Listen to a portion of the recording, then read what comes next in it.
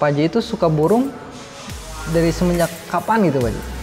Saya mulai mengoleksi burung itu kurang lebih sekitar 6 tahun yang lalu atau 7 tahun yang lalu. Dan dari situ saya terus beli terus burung, ya kan, dari yang pokoknya yang menurut saya aneh ya itu saya beli. Oke. Iya.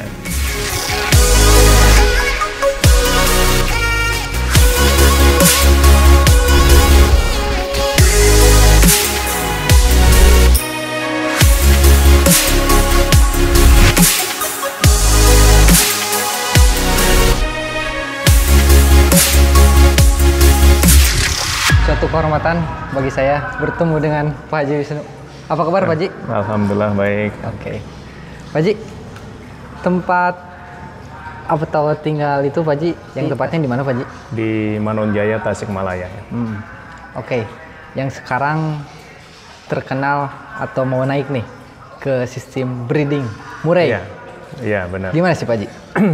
Insya Allah kita akan mengembangkan breeding murai yang batu mutasian, dalam arti kata mutasi warna. Oke. Jadi kita akan saat ini alhamdulillah kita breeding di murai panda, murai albino, murai avatar, murai silver, dan juga ada murai cremino juga kita punya. Dan semacam lah, dan juga ada yang murai untuk gantangan juga kita juga main. Insya Allah kita juga terah nasional ya, insya Allah kita juga juara nasional, kita juga insya Allah akan budidayakan juga. Kalau misalkan tadi udah dibahas murai-murai jenis tersebut, ada albino, terus panda, itu jenis murai mutasi sultan itu. Gimana ceritanya Pak Haji, awal mulanya? Ya memang inilah dunia hobi ya. Jadi kita semakin dengan adanya medsos, adanya beberapa kemudahan dalam informasi di ini, jadi kita akan mengenal dari beberapa jenis tadi, informasinya mudah diakses. Jadi dan alhamdulillah kita dengan adanya komunitas ini kan kita bisa mudah tergabung atau bisa mudah wawasannya lebih luas gitu ya. Wawasannya kita bisa langsung connect lah sama beberapa teman-teman yang punya murai mutasian. Jadi lebih mudah untuk mencarinya atau untuk mengoleksinya. Pak Haji menyukai burung murai mutasi itu? Sebenarnya kita mungkin kan dulu cuma tahunya albino ya. Iya. Cuma saya waktu itu memang kurang tertarik karena mungkin harganya masih mahal ya. Dan saya juga belum tahu perawatannya. Tapi sekali lagi inilah hobi. Ketika udah tahu ternyata di luar albino juga ada beberapa jenis yang lebih menarik. Contoh blorok ya kan. Blorok ya kan, ketika udah punya blorok ada yang panda, ada lagi avatar yang seperti saya bilang tadi. Nah ini kan warnanya lebih eksotis dan lebih menarik, dan mungkin kalau kita bilang hobi dengan kita breeding juga bisa menghasilkan uang yang lumayan fantastik menurut saya. Oke Pak Haji. Nah, awal ceritanya dari situ ya Pak Haji? Oke. Maaf nih Pak Haji, sebelum Pak Haji terjun ke dunia murai, burung apa dulu gitu Pak Haji? Tadinya ya mungkin yang pertama saya beli adalah jalak Bali. Oh jalak Bali Pak Haji? Iya, pertama saya beli jalak Bali karena kan warnanya eksotis ya. Menurut saya putih ya kan, terus jalak putih juga. Waktu itu saya beli 2 paket itu. Nah kebetulan karena saya memang hobinya begitu, kalau beli selalu berpasang-pasangan. Ternyata menghasilkan ketika kita anakannya, lumayan. Akhirnya mencoba mengembangkan dengan beberapa jenis. Sebelumnya kita mungkin ada 54 jenis dari burung dan unggas itu. Dari merak, dari pisen, dari burung ya. Tadinya begitu. Terus Pak Haji sampai kepikiran ini ke breeding gitu Pak Haji? Ya, memang karena dari awalnya saya kalau beli itu kan selalu pasangan jantan betina, dan saya ketika ngelihat potensi breeding anakannya ternyata juga lumayan, ya kenapa enggak? Jadi dari situ saya coba kembangkan untuk membuat menangkarkan burung ya. Iya. Dan ternyata juga dari nilai ekonomisnya untuk perawatan tadi saya bisa ketutup dari hasil jualan anakan tadi. Oke.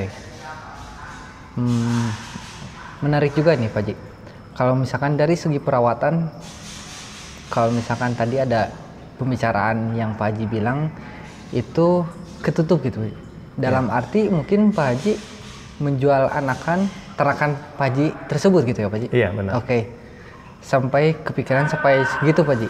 Iya benar. Nah, mungkin ada ide sebelum terjun ke situ? Kan ini hobi itu begitu ya.